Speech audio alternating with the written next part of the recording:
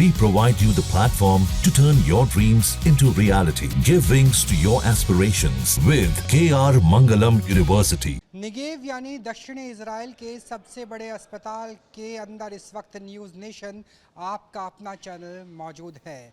सोहोका medical centre hospital इसका नाम है, जिसके निर्माण में कई हज़ार करोड़ का खर्चा आया, लगभग 500 मिलियन डॉलर के आसपास।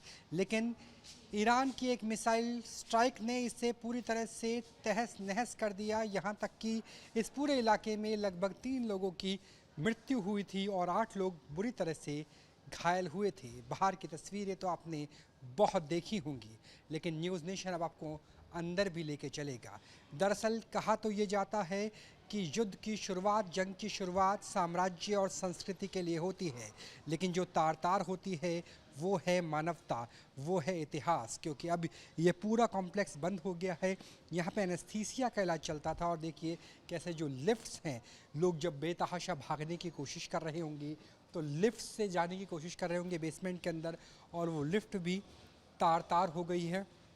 प्रोटोकॉल ये है क्योंकि अभी भी अंदर जो बिल्डिंग है वो डेंजरस जोन बताया गया है, लिहाजा हमें भी हेलमेट लगाकर ही अंदर जाने की इजाज़त है। मैं चाहूँगा कि मेरे कैमरा सहयोगी राकेश रावत भी अपना पूरा ख्याल रखे, क्योंकि आसपास मलबा है, मलबा जो ख़तरनाक हो सकता है, ना सिर्फ इस लिहाज से कि यहाँ पर बारूदी चीज़ें थी क्योंकि बैलिस्टिक मिसाइल से हमला किया गया था, बल्कि इस लिहाज से भी क्योंकि अगर इस पूरे इलाके की बात करें तो यहाँ पर बहुत सारे मेडिकल सामान भी है, जिसमें जैविक चीज़ें भी हैं। और वो स्थिति हम देख पा रहे हैं कि ये पूरा एनेस्थीसिया का सेंटर, और यहाँ से हम आपको अंदर की तस्वीरें दिखाएंगे। तो देखिए कि जो यहाँ पर बहुत महंगी लाखों करोड़ों की मशीन है वो किस तरीके से बर्बाद हो गई, और ऐसा लगता है कि किसी तरीके का ख्याल नहीं रखा गया। और यहाँ से मैं चाहूँगा कि मेरे कैमरा सहयोगी राकेश अंदर आएँ, जो स्पोक्स पर्सन है वो भी हमें ज्वाइन करेंगे। तो यहाँ पर आप जो स्थिति है वो देख सकते हैं कि अंदर की स्थिति कैसी है। 2005 में इसका पुनर्निर्माण किया गया था। पूरी इमारत बहुत पुरानी है, लगभग 60 साल के आसपास का वक्त हो गया था। तो अंदर की आप स्थिति देखिए कि न्यूज़ नेशन अकेला, भारत का अकेला चैनल है जो आपको सोहोका हॉस्पिटल अस्पताल के अंदर की तस्वीरें दिखा रहा है। कि देखिए किस तरीके से जो ये बिल्डिंग है जो चरमराई हुई स्थिति में नज़र आती है। और जब बैलिस्टिक स्ट्राइक होती है, बैलिस्टिक अटैक होता है, मिसाइल अटैक होता है, तो सोचिए कि कंक्रीट किस तरीके से चकनाचूर हो जाता है। तो देखिए यहाँ पर कंक्रीट भी टूटी हुई हालत में नज़र आता है। लेकिन जो दूसरी चीज़ नज़र आ रही है वो है इज़राइल का फ्लैग, इज़राइल का झंडा, और वो अभी भी यहाँ पर मौजूद है। इलेक्ट्रिसिटी सप्लाई भी है, लेकिन अंदर के हालात आप देखिए किस तरीके से भयानक, भयावह नज़र आते हैं। दरअसल ये कि वर्क स्टेशन था, वर्क स्टेशन जहाँ पे रजिस्ट्रेशन ऑफ पेशेंट्स कराया जाता था और उनका पंजीकरण यहाँ पे होता था। लेकिन अब यहाँ पर पूरा का पूरा जो काम है वो रुक गया है। जो ऊपर की स्थिति है, और हमें बोला गया कि आप यहाँ से जल्दी से काम करके निकल जाइए, क्योंकि यहाँ पे उसके बाद दूसरी रेस्क्यू की टीम भी आने वाली है जो अंदर से कुछ सामान को निकालने की कोशिश करेंगी। और लगभग पूरे ही अस्पताल की ऐसी ही स्थिति नज़र आ रही है, क्योंकि यहाँ पे कांच है, यहाँ पे जैविक कूड़ा है, यहाँ पर मलबा है। और इस डिस्ट्रक्शन को हम फ़िलहाल इसी तरीके से देख पा रहे हैं। और हमारे साथ बात करने के लिए जो स्पोक्स पर्सन है इस हॉस्पिटल की, वो भी हमारे साथ होंगी। तो मैं चाहूँगा कि मेरे कैमरा सहयोगी राकेश रावत दूसरी तरफ भी दिखाएं, और साथ में जो तस्वीरें हैं वो हमारी तरफ भी दिखाने की कोशिश करें कि यहाँ पर क्या स्थिति उस वक्त रही थी। What is your name ma'am, and you are the spokesperson of this hospital? Yes, my name is Dana. I'm from the spokesperson office in the Soroka Medical Center. Diana, do you think it's a clear violation of Geneva Convention? What did Iran after the ceasefire declaration? They attacked not only civilian infrastructure but the hospital. I'm sorry, I don't understand the question. Can you repeat it, please? Yeah, it is. No, it's not live. It is a clear-cut violation of Geneva Act that you should any country should not give any kind of. I'm not sure if I'm allowed to. I'm sorry. It's I'm okay. not sure if I'm allowed to say anything. It's okay. So I don't want you to feel. Israel का झंडा और Israel के झंडे के साथ Iran की missile की तबाही, ये साफ साफ दास्ता बयान करता है कि जिनेवा संधि मानवता के लिहाज से की गई थी कि किसी भी मुल्क पे जब हमला किया जाएगा तो सिविलियन इंफ्रास्ट्रक्चर को नुकसान नहीं पहुंचाया जाएगा। लेकिन यहाँ पे ना सिर्फ रिहायशी इलाकों बल्कि अस्पतालों को, हॉस्पिटल्स को भी टारगेट किया गया ईरान के द्वारा। और वो स्थिति यहाँ पे नज़र आती है कि जो मशीनरी है, जो महंगा महंगा सामान है, वो पूरी तरीके से सोहोका मेडिकल सेंटर में टूटा हुआ नज़र आता है। और उसकी अगर कीमत की बात करें तो $12 बिलियन का लगभग नुकसान हुआ है पूरे के पूरे इज़राइल में, जिसमें से लगभग उसका 20वां हिस्सा अकेले इसी अस्पताल को हुए नुकसान से है। क्योंकि निगेव इलाके में ये सबसे बड़ा अस्पताल और सबसे बड़ा शहर बेरशेवा का ये पूरा इलाका है। और यहाँ पर आप देखिए किस तरीके से ज़बरदस्त नुकसान देखने को मिला है। और न्यूज़ नेशन पूरे भारत का एकमात्र चैनल है जो आपको सोहोका मेडिकल सेंटर, जो इससे पहले अपनी सिर्फ तस्वीरों में बाहर से जलते हुए देखा होगा, उसके अंदर से आपको तस्वीरें दिखा रहे हैं।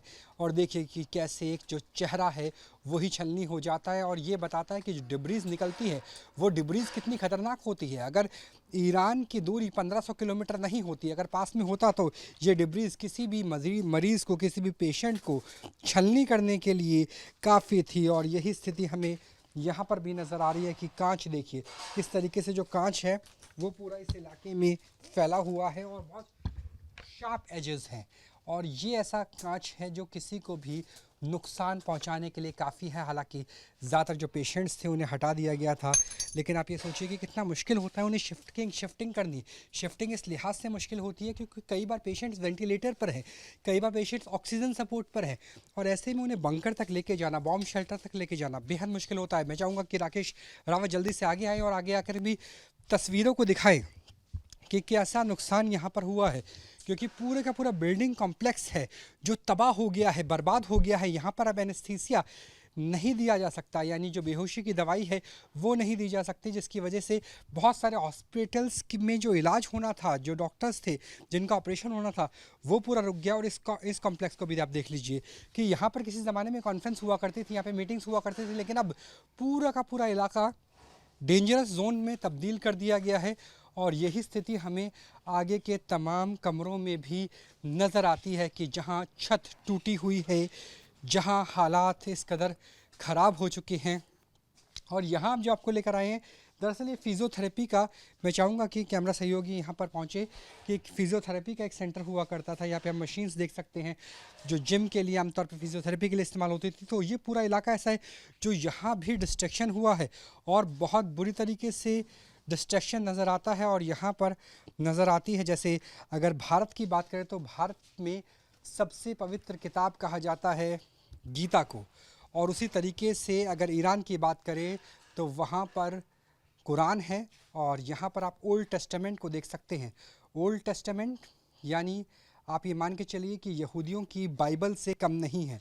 और ओल्ड टेस्टामेंट की एक बहुत खूबसूरत लाइन है, दिस टू शैल पास। ये ओल्ड टेस्टामेंट में लिखा है, यानी बुरा दौर है बीत जाएगा। बुरा दौर भले ही वो 12 दिनों का रहा हो जो बीत गया है, लेकिन उसके बावजूद जो त्रासदी के निशान हैं वो निशान अभी भी नज़र आते हैं।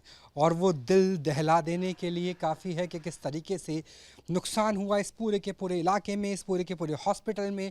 और जो छत उड़ जाती है तो सोचिए कैसे हालात होते हैं। आप लिफ्ट से भाग नहीं सकते क्योंकि लिफ्ट टूट चुकी है, छत उड़ चुकी है।